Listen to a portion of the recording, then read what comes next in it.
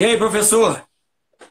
Bom, boa noite. Eu peço desculpa aí aos nossos seguidores, principalmente aos seus e aos meus, mas agora vai dar certo, se Deus quiser. Deu sim.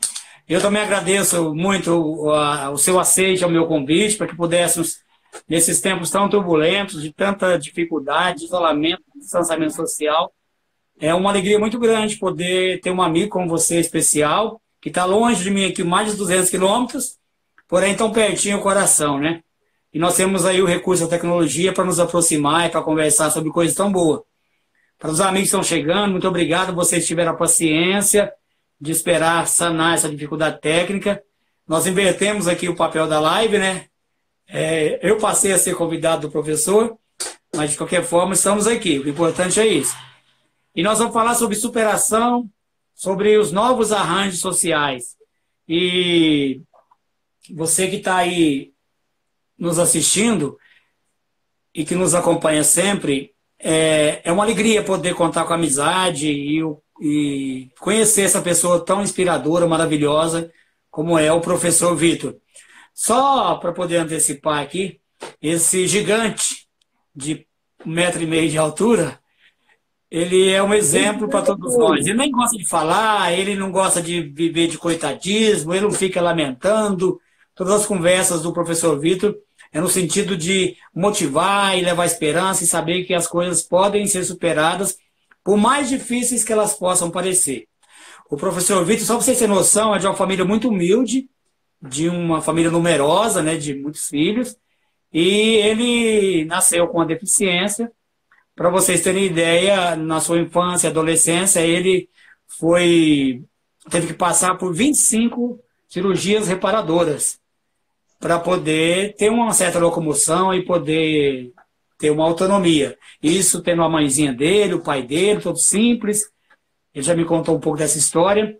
E o professor Vitor não se escorou no argumento da dificuldade motora, de qualquer outra coisa, para que pudesse ser obstáculo para poder ser algo na vida, se apresentar para a vida. E só para fechar a apresentação do professor Vitor, ele é pós-doutor pela Universidade de Lisboa, quer dizer, na Europa. Ele é conferencista internacional, uma sumidade no assunto de mobilidade urbana, gestão de cidades. Ele é referência nacional nesse assunto e professor da Universidade Federal de Uberlândia. E eu conheci graças ao meu irmão, o Adriano Reis, que fez mestrado em Uberlândia, e ele teve a graça, a sorte, Deus não joga dados, né? Já dizia Einstein. Ele teve a graça de poder ter o Vitor como seu orientador. E por meio do Adriano, nós estabelecemos também esse vínculo. Hoje o Vitor é um amigo, não só do Adriano, mas da família toda. E para vocês que são aí seguidores do Vitor, eu sou o professor Zé Luiz, sou de Aparecida de Minas, Distrito Frutal, e daqui eu saio para o mundo. Sou consultor, sou palestrante, sou escritor, tenho programas de rádio, sou professor desde o ensino fundamental até o ensino superior.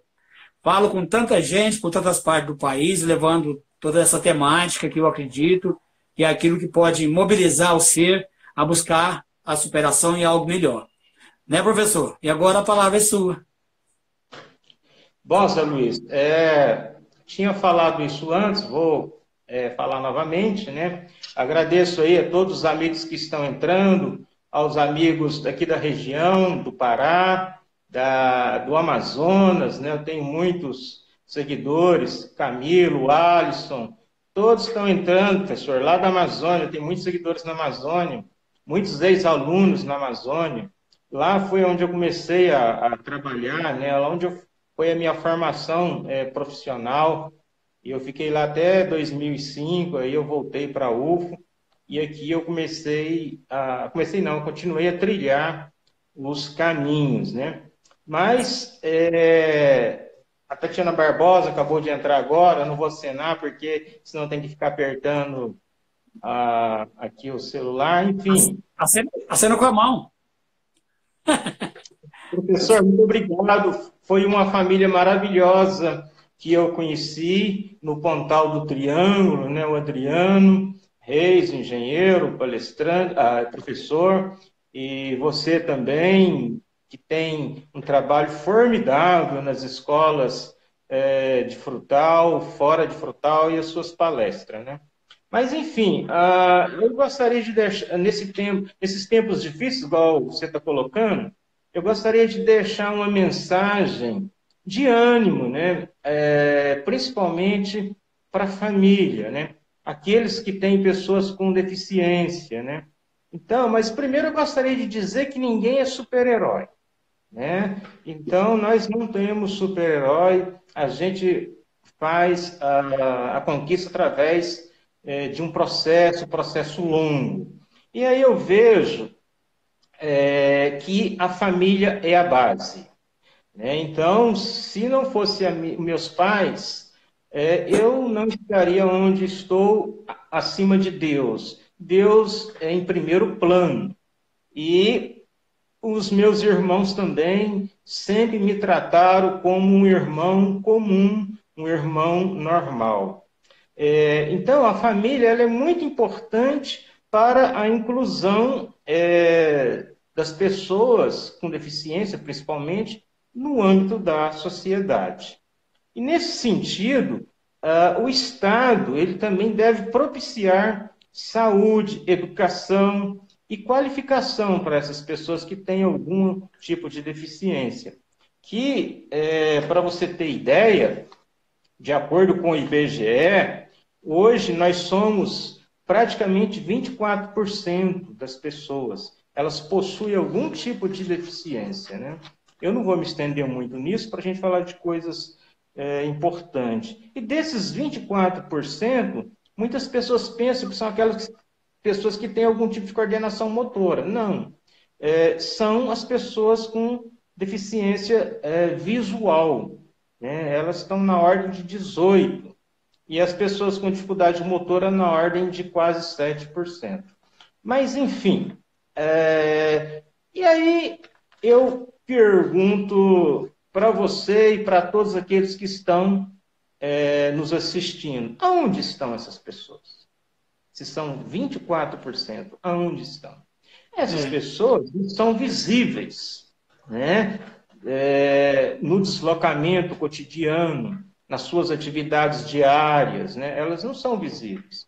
Nesse sentido, tem um ciclo da invisibilidade que eu fiz uma adaptação da Werneck, que é o seguinte: as pessoas com algum tipo de mobilidade reduzida, elas são invisíveis porque são ocultas dentro de casa, né? Nesse sentido, se elas não têm nenhuma vivência cotidiana, se elas não são percebidas pela sociedade, elas não têm acesso à cidade. E se elas não têm acesso aos bens, serviços, direitos à inclusão, por conseguinte, são discriminadas, têm preconceito, falta de consciência, principalmente sensibilidade, e por fim esse ciclo retoma novamente a invisibilidade. E por isso que eu estou dizendo que a família é a base. É a base no sentido de incentivar as pessoas a cuidar da saúde, a estudar, a qualificar. E o Estado, ele tem que estar junto com a família. Isso é um dever do Estado. E para isso, os empresários, quando essa pessoa, que não são a sua maioria, infelizmente, quando essas pessoas com deficiência tiverem uma certa qualificação, os empresários têm que cumprir a legislação. Mas também é preciso que nós, e eu me incluo aí, a gente tem que ter metas, objetivos para a vida, né? Nós não podemos ficar na nossa zona de conforto. Senão, a gente vai ficar observando a paisagem através da calçada, dependendo do BPC e uma série de outras coisas. Olha, para deixar essa primeira parte minha, professor Zé Luiz, as oportunidades não são grandes. Não são grandes. Ainda mais nesse sistema capitalista que nós temos nos países de terceiro mundo. Mas nós temos que fazer acontecer. E eu vim de uma classe social muito baixa e eu agradeço a Deus, agradeço a minha família, aos meus pais que não estão mais aqui. E também eu tive muita força de vontade. E outra, a gente tem que estar renovando continuamente. É um processo, não pode parar. Eu tenho que estabelecer objetivos para a minha vida para 1 ano, 10 anos e assim por diante. Não é aquela coisa obsessiva, mas eu tenho que ter metas para a minha vida. Que bom, muito bom ouvir você, professor. A Lívia Sincera chegou aí, grande amiga, irmãzinha minha, costumo chamar de Maninha. Tem a mãe dela como uma pessoa muito querida, dona Delinha no coração. Muita gente chegando. Só para aqueles que estão chegando agora, que alguns entraram há pouco, o professor Vitor é professor da UFO, ele é especialista em mobilidade urbana, gestão de cidade, essa área da geografia e também da questão humana, ocupação humana no planeta.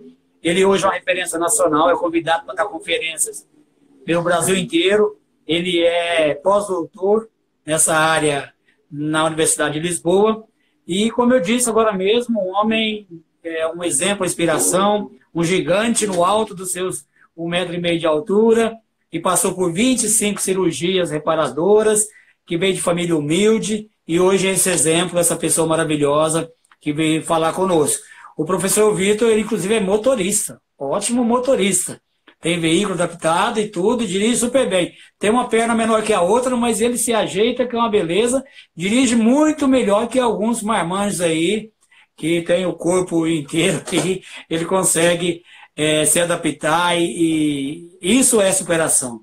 Professor Vitor, eu queria, nesses tempos que nós estamos vivendo, o que você aconselharia para as pessoas que ficam, às vezes, se escorando no lamento, nas dificuldades que tem, que é natural, que a vida tem, né? É matéria-prima da existência passar por dificuldades.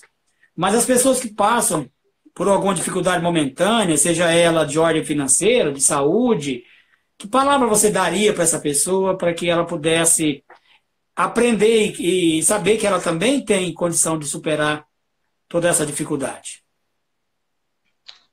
Olha, professor Zé Luiz, eu tenho a minha história de vida, de vivência, e olha que junto comigo e atrás de mim, ao meu lado, tem pessoas com muito mais dificuldades, né? Então, se a gente pegar um tetraplégico que só mexe o pescoço, é muito difícil a gente entender como que essa pessoa ainda tem força para viver. A gente precisa encontrar força para viver, não é apenas no sentido de demonstrar que eu vou superar aquele momento, aquele outro, mas eu preciso entender que a vida vale a pena, assim eu penso. E para mim, a vida vale a pena porque eu gosto de viver. Agora, cada pessoa, ela reage de um jeito. Mas eu tenho percebido, não só aqui na nossa região, ou no nosso país, ou fora dele, que por mais problemas que as pessoas têm, elas querem viver.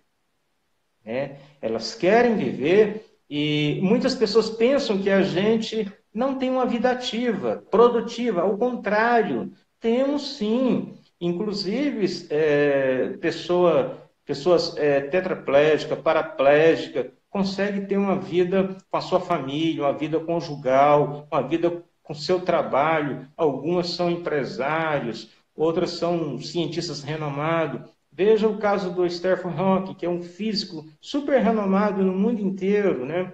Ele elaborou quantas teses, ele mal mexia o pescoço, as mãos. Então, eu não posso me escorar numa falta de um braço, numa falta de uma perna, ou que eu estou com um problema aqui financeiro, enfim, e eu também não posso escorar em alguns amuletos, né? Eu tenho que buscar, eu busco a minha força interna em Deus. Eu busco ela em Deus. Isso aí depende da religião de cada um, né? Mas Deus me dá muita força interior para eu acordar e cada dia eu querer viver um novo momento. É isso que eu penso. E é tão bonito, né? O homem da ciência. Fala em Deus. Deus é a pura ciência, né? Ele é o inventor da ciência. ele que possibilita toda a existência, né? Um perdão daqueles que não creem, e eu respeito muito, e sei o valor de cada um, independente da fé e da crença, né? E você fala numa situação que transcende a ideia religiosa. Eu amo muito a figura do Cristo, porque o Cristo nos ensinou, e ele mais do que nunca compreendia a essência da palavra amor. E muitas vezes as pessoas deturpam a ideia originária de Cristo, que era o respeito ao semelhante. Ele visitou os presos, ele abraçou os leprosos, ele acolheu as mulheres, as prostitutas, as crianças, ele dedicou amor em plenitude e com intensidade. E ele nos ensina isso. E amar a vida, como você disse, não importa a condição, mas a vida que você recebeu é uma dádiva. E a sua própria vida pode ser uma grande dádiva para a vida dos outros. A forma como você escolheu viver nos impressa grande sentido na existência nossa e de todos aqueles que podem conhecer a sua história. E eu sei que a vida é tão rápido, né? Há poucos dias a gente era aquelas crianças pequenas que ficavam brincando no fundo do quintal, fazendo bagunça. Hoje estamos aí, senhores de cabelos brancos. Por mais que não queiramos, o tempo passa. E o tempo vai esvaindo por entre os dedos. Eu gosto muito dessa frase que um dia eu criei, que o tempo vai passar e um dia eu quero ter tempo. E o professor, e quando eu tiver tempo, que ainda dê tempo.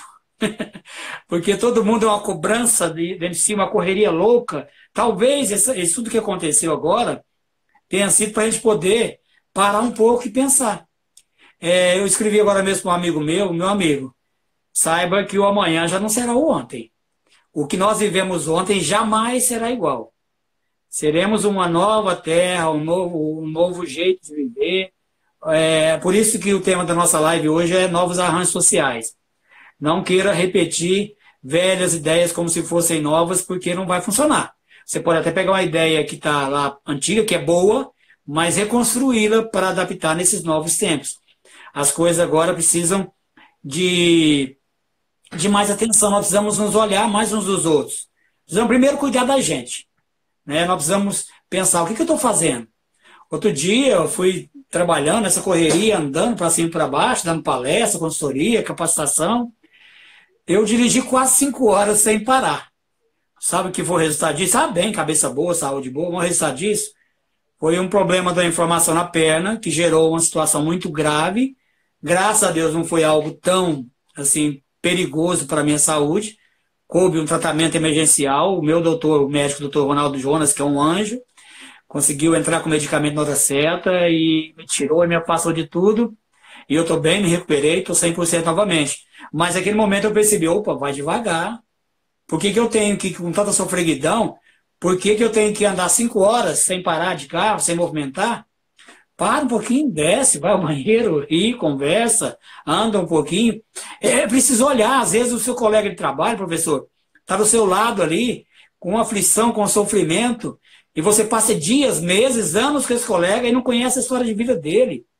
Você não sabe o que passa no coração dele e às vezes também com as suas próprias aflições, não dedica um olhar atencioso. Como é que tá? Como é que passou os dias? Está precisando de alguma coisa? Às vezes não precisa de nada além de um abraço. Agora, nesse momento, nós não podemos nos abraçar fisicamente, mas um abraço virtual. Você ligou para alguém, para o seu amigo, para alguém que está distante, faz tempo que você não vê, está com saudade, é a hora. Está com um tempinho, está ficando em casa, manda uma mensagem.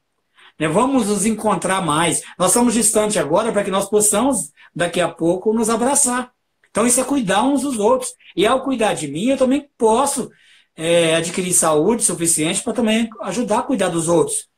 E a gente se cuidando. O Papa disse isso naquela bênção que ele deu na terça-feira, foi mais claro, na sexta-feira, né? Se não me engano, acho que foi na sexta-feira. Ele disse que nós iremos nos salvar porque nós vamos cuidar uns dos outros. E dessa forma eu acredito que nós vamos conseguir superar todo esse tempo de dificuldade, de agonia que a humanidade passa, para que nós possamos encontrar um jeito novo de ser lá na frente.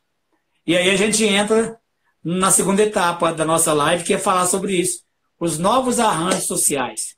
Sem falar tanto em tecnicidade, sem querer arvorar-nos aqui a ser médicos e dar dicas de saúde, isso cabe aos especialistas, mas a nossa reflexão, o nosso pensamento, o que nós acreditamos que acontecerá após toda essa situação vivida. O que você diz para mim, professor? Pois é, professor José Luiz, desde quando o senhor fez o convite, eu tive aqui pensando, né, com os parafusos aqui da minha cabeça. Eu vou colocar aqui, antes de entrar nessa questão, pontos rapidíssimos. Para entender o nosso contexto hoje, não dando uma de historiador, nem de sociólogo, mas falando um pouco da geografia, é preciso a gente entender o processo de urbanização,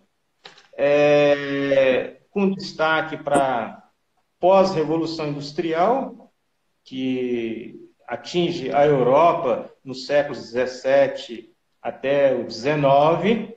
O iluminismo é um outro ponto que a gente tem que colocar. O seu apogeu se dá no século 18. O iluminismo traz grandes mudanças econômicas, políticas, sociais, com aqueles ideais de liberdade, igualdade, fraternidade, e mais para cá a globalização.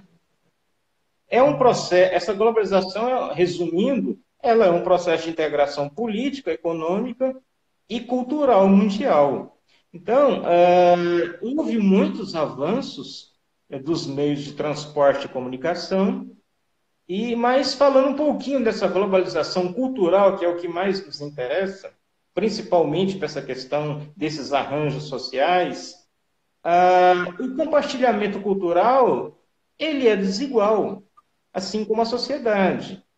E a maioria das potências que possui maiores recursos para produção e disseminação cultural, significa que elas têm uma influência cultural sobre os outros. Nesse sentido, a gente vê aí esse fenômeno conhecido chamado da indústria cultural. São os filmes, os seriados, as músicas, tudo isso importado que influencia na nossa vida, na nossa região, enfim. Né? Mas tem um geógrafo que quem está nos assistindo, e principalmente os geógrafos, que manda um grande abraço aqui para todos, né? Não só os geógrafos, ele diz o seguinte: a globalização ela é uma fábula, essa fábula é fantasia, ela é perversidade, porque ela é desigual. E aí ele prega uma outra globalização. Que outra globalização que o Milton Santos prega? Mais humana. E aí eu entro no que o senhor colocou.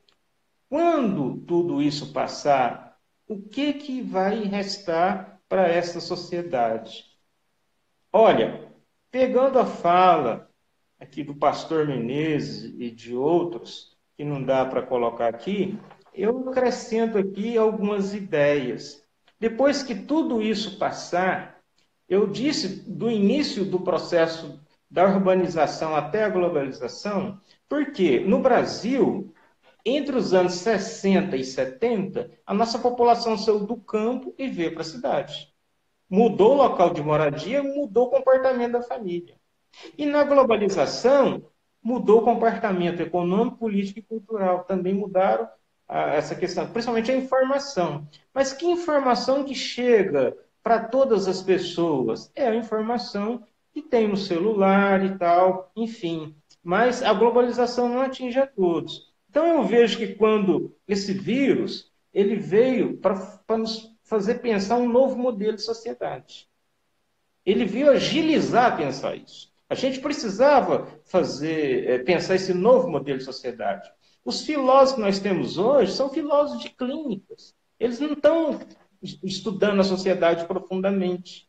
Então eu vejo que a família que temos é o mais importante. Nós não somos donos do amanhã. A gente tem que reaprender a brincar com os filhos, a interagir no seu cotidiano. Nesse sentido, tem que resgatar o abraço, o carinho que o senhor falou, a afetividade, a coletividade, a solidariedade. O Milton Santos ele falou antes de falecer que esse século XXI seria o século do individualismo, do egoísmo, e a gente está presenciando isso hoje. Eu moro aqui num prédio que no meu hall tem 4 apartamentos. Eu nunca tomei café com o vizinho do meu hall. Então, está faltando isso, está faltando coletividade, está faltando solidariedade. Né? Isso vai ter que ser o foco. A gente tem que dar mais atenção para as escolas, para os hospitais. Isso é muito importante para a cidade. Nós observamos agora que o Sistema Único de Saúde está falido. E ele sempre está no limite. E a gente tem que pensar nisso. O trabalho não é tudo. A vida ela é mais importante. Né? Então, a gente tem que viver e recomeçar todos os dias. Olha, hoje eu vou viver hoje, mas amanhã eu tenho que recomeçar. Não significa que eu vou matar um dia a cada dia. Também não é assim. Mas também a gente tem que ter coragem para enfrentar esses problemas. E essa coragem a gente pode buscar em diversas formas de religiosidade, enfim.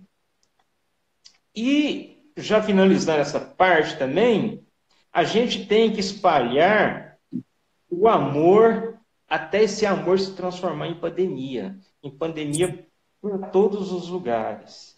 Né? E, por fim, eu espero que, quando passar essa fase, que é crítica e não é fácil, esse planeta Terra ele seja mais leve, puro, principalmente em seu ambiente e sociabilidade. Eu creio que será uma nova era, será mudança. E a gente tem que fazer essa mudança para todos, independente da classe, independente da religião, da etnia, da cor. Eu creio que a gente tem que tirar lição do que nós estamos passando agora. E esses arranjos sociais, ele atinge tanto o local quanto o global. Eu conheço Aparecida de Minas, Frutal e Fronteira, e várias outras cidades. Veja o exemplo de Nova York, que é a grande cidade do capital financeiro. O Central Park montaram um hospital de campanha. Né? A Espanha, que hoje é o segundo país em número de mortos, aqueles caminhões da polícia que jogavam jato de água nas manifestações, hoje estão desinfetando as ruas. Então, a Tóquio, que é a maior metrópole, megalópole hoje do mundo, ela está se readaptando a essa nova realidade.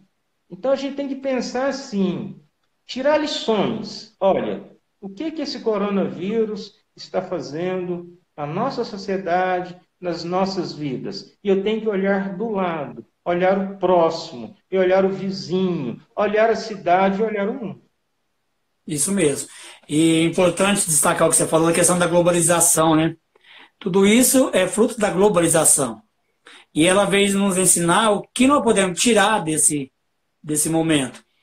E aí nós estamos aqui longe, distantes, né?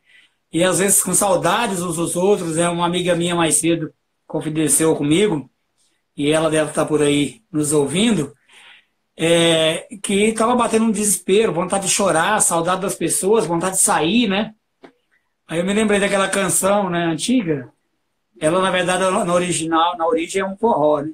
Não se admire se um dia um beija-flor invadir a porta da tua casa, te der um beijo e partir. Fui eu que mandei um beijo, que é pra matar meu desejo. Faz tempo que não te vejo, ai que saudade doce. E essa canção lembra que às vezes um beija-flor vai lá, deseja o bem, que as coisas vão funcionar e vai dar certo. Nós não podemos nos desesperar, né? Outra frase que eu gosto de dizer, que no meio das nossas perdas, que a gente não se perca. Nós possamos nos reencontrar todos os dias. Saber que nós temos valor e que nós vamos superar sim. E que, às vezes, buscar refrigério na palavra daquele que possa te ajudar com alguma coisa, e que nós também atravessamos problemas, medos, né? Nós somos servidores públicos, a gente não sabe o que vai acontecer, a gente não sabe, mas todo mundo vai passar pela mesma situação. eu uso uma frase que estamos todos no mesmo barco. Não, não estamos, não. Estamos no mesmo oceano, e cada qual num barco diferente. Tem uns que vão estar de iate, de cruzeiro, e outros numa jangada. Às vezes o outro numa boia só, num pneuzinho, numa boia de pneu inflada, tentando sobreviver. Mas aí, nesse momento, é que um tem que ajudar o outro. É que aí nós podemos construir essas pontes e tentar superar. Eu sei que é difícil, né, a gente encontrar motivo para se alegrar, para dar risada, mas faz isso. Imagina você conviver com a sua família em casa esse tempo todo. Começa a se tornar difícil a convivência, que é muito intensa, né? Eu até com os gatinhos, né? O seu gatinho, o seu cachorrinho vai perguntar: ô, você não costumava dar uma voltinha, sair para fora de vez em quando? Não, tô te aguentando mais dentro de casa, né? Mas nós temos que nos suportar e nos amar e tentar nos alegrar nesse tempo. Fazer atividade física, não dá para correr dentro de casa, mas às vezes dá para você colocar uma música na televisão e dançar junto para queimar as calorias, para não só comer, né? Fazer alguma coisa para a gente poder suportar, poder aguentar o rojão, ficar firme. E vamos ter que nos reeducar. Nós temos que, depois de certo esse tempo, aprender a viver com mais simplicidade. A gente precisa de tanta coisa para poder se sentir realizado, né? E às vezes o mínimo, a simplicidade voluntária, talvez o mínimo seja suficiente para que você possa viver e viver bem. Porque a gente cansa de ouvir relatos de que se depara aí com milionários na matéria, mas paupérrimos no coração, na emoção, sofridos, suicidam por depressão, tem síndrome do pânico, e de repente você encontra pessoas muito simples, que vivem de forma muito simples, e verdadeiros doutores da emoção, pessoas felizes, pessoas que têm tanto a nos ensinar. Então nós vamos ter que nos reeducar nessa nova modalidade de vida que se apresenta. Mais solidária, mais humana, essa globalização se tornar realmente não uma disputa de poder absoluto, em que cada um tem que sobrepujar o outro pelo que tem, mas sim pelo que é. Não ser maior do que o outro, mas partilhar aquilo que tem, de maneira que a gente possa crescer juntos, né? De mãos dadas, de braços dados, nós vamos mais longe. Às vezes vamos demorar um pouco mais. Sozinho talvez eu corro mais rápido, mas eu não vou tão longe quanto eu poderia ir se a gente ir junto. Então, nesses novos arranjos, é importante a gente já ir refletindo, todos nós, para poder, no momento certo, poder passar adiante. Daqui a pouco tudo isso vai passar, vai vir a vacina, nós vamos nos proteger.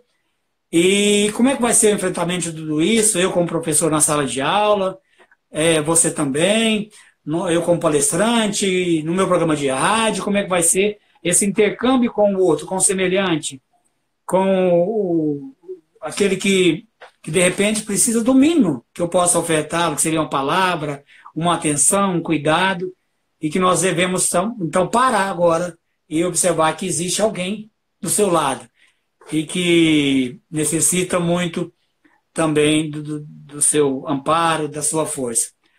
Certo, professor? É verdade. Estou cenando aqui que tem vários amigos entrando aí. É verdade, professor Zé Luiz, para a gente ser feliz não precisa de muito, né? Não precisa de muito dinheiro, não precisa de muita acumulação de riqueza e não precisa de status, né? Quantas confraternizações bonitas nós fizemos no Náutico, né? Eu estive lá agora recentemente em janeiro, né? O senhor cantou, a Tatiana Barbosa está pedindo para eu cantar. Tatiana, eu não sei cantar, mas o Zé Luiz vai cantar daqui a pouco. E a Tatiana lá de Manaus, né? Eu lembro dela. Eu não sei cantar, não. É a que levou o peixe lá, o excelente tambaqui. Mas então, a gente não precisa de muito para ser feliz. A felicidade, ela não está no dinheiro, não está na riqueza. Quantas pessoas são felizes na sua maior simplicidade, né? E a globalização, ela vem trazer outros valores, e valores, na sua maioria, negativos. É isso que eu coloquei, essa globalização cultural, essa troca de celular de ano em ano, de 2 em 2 anos. A gente tem que parar com esse consumismo, né? E eu acho que a gente tem que refletir sobre isso. Quanto de comida nós desperdiçamos, né? As Quanto famílias, lixo, quanto lixo quanto nós né? produzimos. A gente tem que repensar tudo isso. Esse repensar é a sociedade, é o repensar as minhas atitudes. E essas atitudes tem que ser em todo o âmbito, né? Da ecologia, do meu comportamento, da economia, da política, da sociabilidade, da cultura, né? Olha, o quanto é bom. E a gente tem que aprender, professor, aceitar o diferente, a Isso. diversidade. O mundo, ele não está pronto para diversidade, para diferença. Né? Agora, Infelizmente. eu também não posso impor a minha diferença ao outro. Também não pode ser.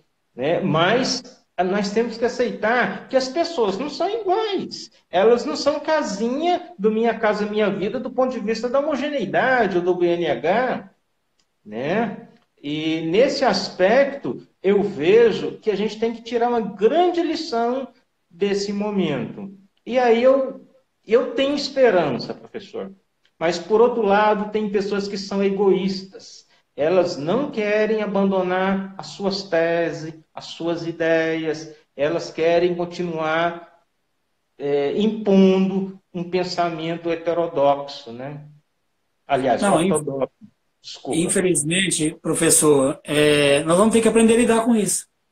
Isso Claro. requer muita humildade da nossa parte, saber compreender o diferente, o contraditório, mesmo que eu não concorde com a opinião do outro, mas eu tenho que respeitá-lo, né?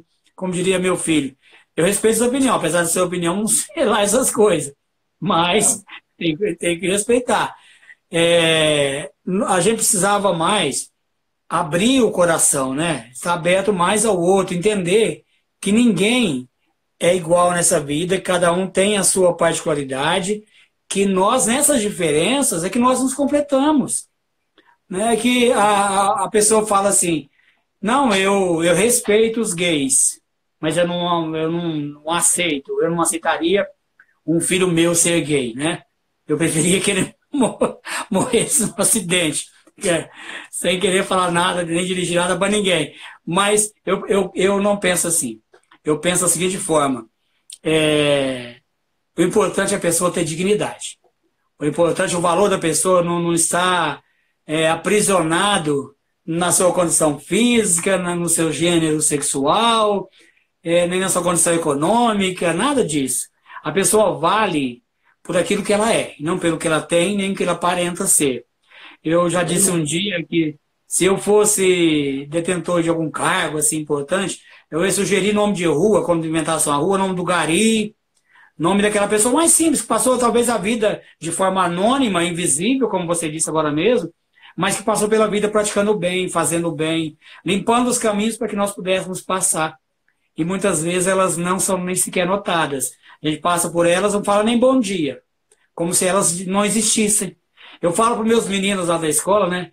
Quando eu peço, menino, meu filho, garota, pegue o lixinho aí no chão, joga no lixo. Se algum deles fala assim, não, mas não fui eu que sujei, eu falo que bonito você dizer, não fui eu que sujei, mas fui eu que limpei. Aí outro dia alguém falou assim, não, mas se eu for ficar limpando, as meninas da cantina, da limpeza, não vão ter emprego, não vão ter o que fazer, foi pelo contrário. Elas vão ter mais tempo para limpar melhor, para poder ajeitar uma coisa ali, fazer uma comida mais caprichada, com mais tempo, porque elas vão ter mais tempo, vão ficar limpando a sujeira que nós provocamos. E outro detalhe, ninguém quer morrer e falar para o funerário assim, eu quero morrer, né? Ajeita um caixão para mim aí. Essas coisas não acontecem dessa forma. Então, como você disse agora mesmo, nós nós precisamos reaprender a viver nesse mundo. Não é possível que nós continuemos a judiar tanto do meio ambiente da forma como nós judiamos. Olha quanto lixo nós provocamos. Outro dia eu fui na padaria, a menina colocou o pão de queijo dentro do saquinho de papel, e aí ela foi pegando a sacolinha de plástico para colocar o saquinho de papel na sacolinha de plástico. Eu falei, não precisa. Só o saquinho de papel é suficiente, já é lixo que eu estou provocando. Então, as pessoas às vezes não têm essa consciência, não se dão conta. Acha natural jogar um lixo por aí e escoar pela rua ali, entupir os esgotos, os bueiros, né? E o mal que tudo isso vai provocar para a coletividade. É uma pequena ação que eu pratico hoje que vai desencadear em prejuízo para as gerações futuras. Nós somos responsáveis hoje por aqueles que virão habitar esse planeta. O que nós estamos fazendo? E o que nós vamos fazer daqui para frente? É tão importante ter essa consciência, e nós devemos, como professores, plantar essa consciência na mente daqueles que passam pela vida da gente, né? Crescer com eles também, que eles possam crescer conosco. E outra coisa, professor, nós vamos ter que, nesse tempo agora que vai vir, escolher algumas coisas, né? A gente quer fazer tudo ao mesmo tempo, né? Uma sofreguidão, um desespero para poder acudir tudo de forma mais rápida. Nós vamos ter que separar, priorizar, para que nós tenhamos tempo uns para os outros. Porque daqui a pouco o tempo passa, eu estou aí com 80 e tantos anos, e ainda louco, aí querendo fazer alguma coisa. Não. Como eu disse agora mesmo, quando eu tiver tempo, que ainda dê tempo. Eu escrevo, vocês sabem, as pessoas que me acompanham, e um dia eu escrevi sobre isso. E não nos cobrar tanto, né? Quando chegar o tempo do refrigério, do descanso, que a gente possa descansar.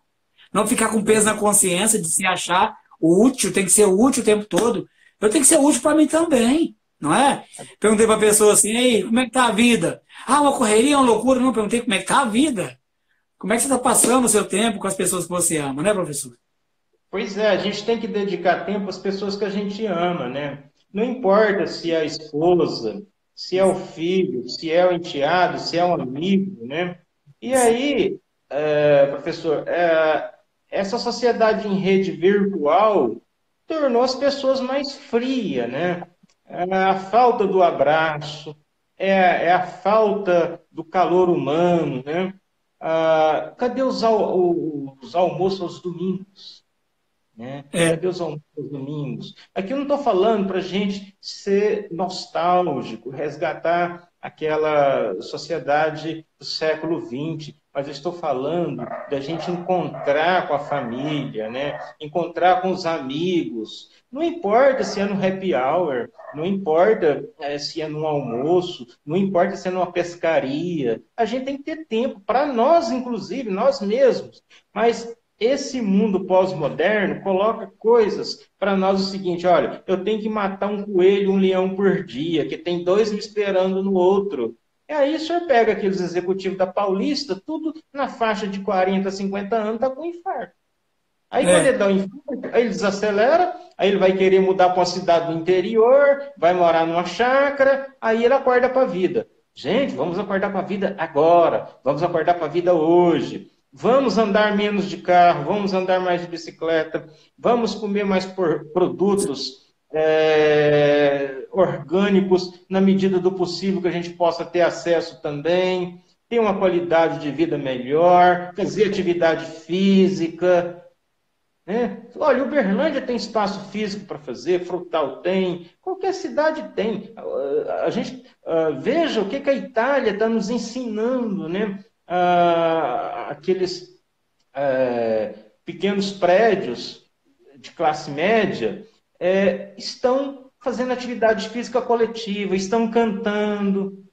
Quando você imaginava fazer isso? Isso é a gente aprender com esse novo tempo. Porque o filho tranca no quarto, o pai e a mãe saem de manhã, deixa o filho na creche e ao sábado e domingo já está todo mundo cansado e não tem mais o que querer fazer. Então, a gente tem que acordar para a vida e agora, enquanto é tempo. É aquilo que o senhor falou, chegou nos 70, 80, vai fazer o quê? Vai pegar a bengalinha, o andador, e aí, né? Então, é preciso saber viver, como diz a música dos Titãs, que foi escrita pelo Roberto Carlos. Algum tempo, né? Quando que ela foi escrita mesmo, professor? O Roberto Carlos inspirou na gravação It's Over, do Elvis. E ela foi gravada pelos VIPs, a primeira vez em 68. E o Roberto Carlos ele regravaria em 1974, mas ela veio fazer sucesso mesmo, foi com os Titãs. em 1998. Muitas Isso. músicas não fazem sucesso com o Roberto, mas fazem com outras bandas, né? Mas a 30 anos composição depois, né? dele. E é uma música bonita, né? E o senhor até cantou ela lá no Náutico, né? Lá em Fronteira, foi muito bonito, mas a gente não pode viver como um bonachão, como um boy, mas a gente também não pode viver como um executivo estressado. A gente tem que ter um equilíbrio na vida, né? E esse equilíbrio é em todos os setores da sociedade. Agora, eu não preciso ter uma planilha também. Ó, amanhã eu vou levantar a tal hora, fazer isso, fazer isso, fazer isso. Não. A questão é o seguinte: eu tenho que dedicar tempo às coisas que têm mais necessidade. Mas o que é mais necessário nessa vida, na cidade, etc. e tal? São as pessoas. Né? O David Harvey, que é o geógrafo, ele dizia que nós não estamos fazendo cidades para viver, mas sim cidades para investir. Veja É. quantos novos condomínios estão sendo construídos. O Papa Francisco falou agora há pouco que a economia não pode estar acima das pessoas. Né? Então, as pessoas, elas são o que tem de mais importante nessa face da Terra. Até porque, Deus professor, criou o homem para habitar essa terra. E a gente não está sabendo fazer isso de forma adequada. até porque nós vamos estar vivos, né? Para poder recuperar, superar, construir tudo novamente, reconstruir, né?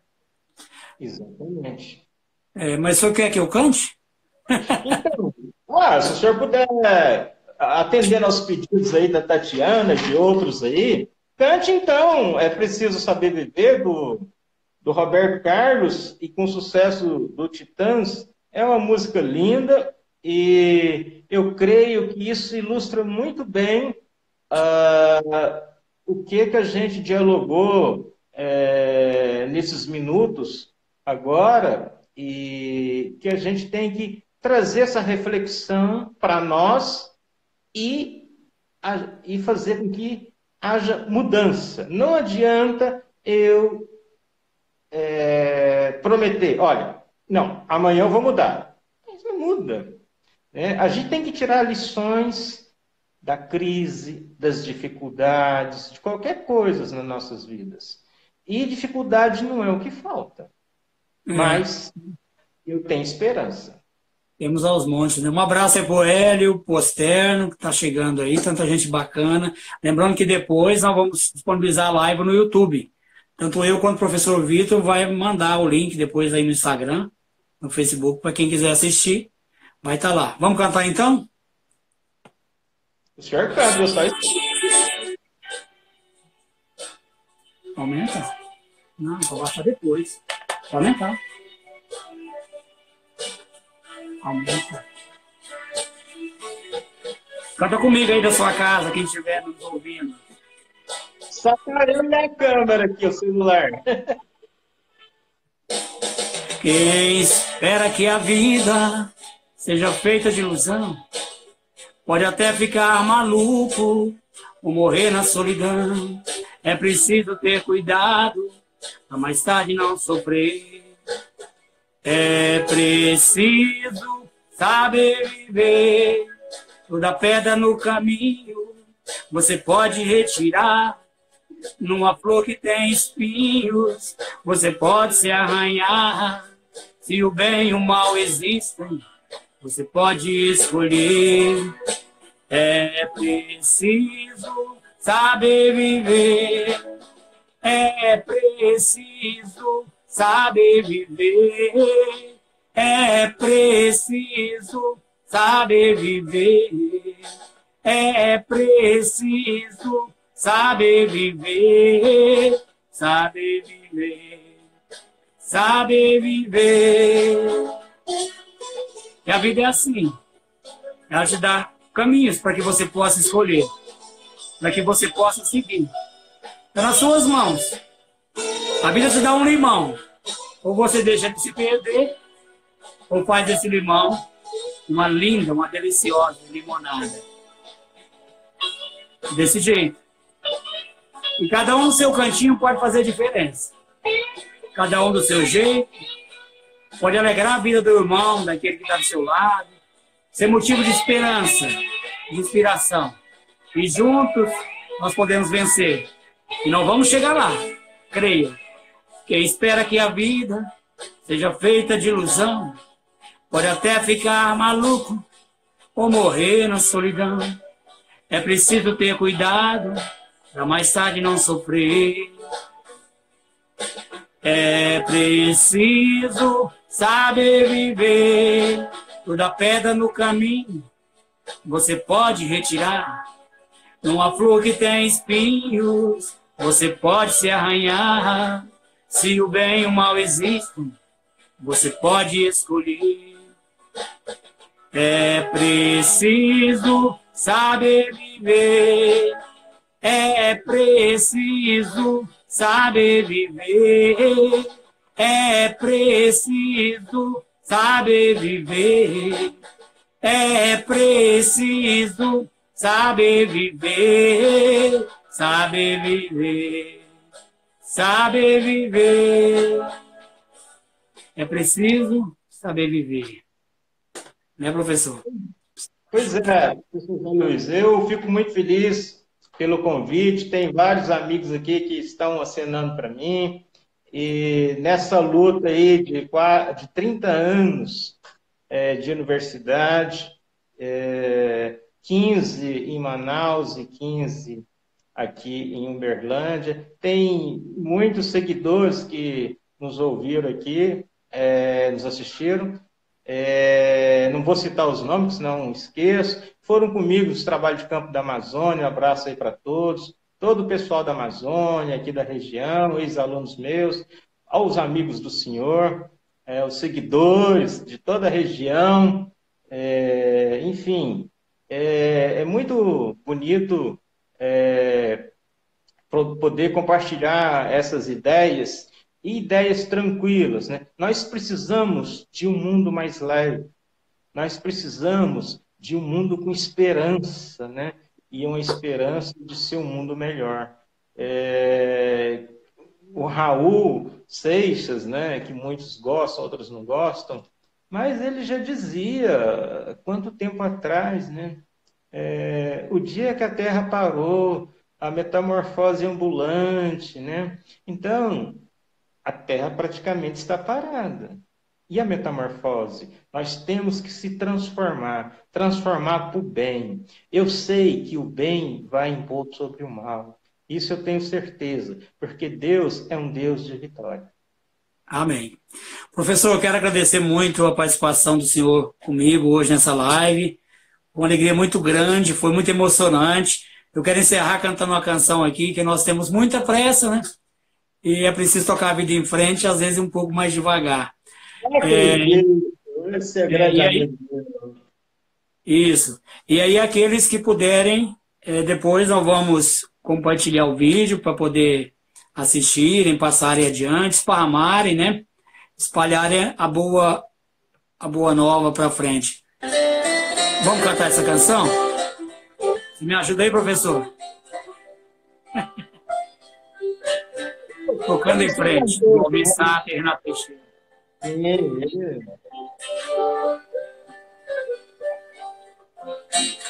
É tanta correria, né?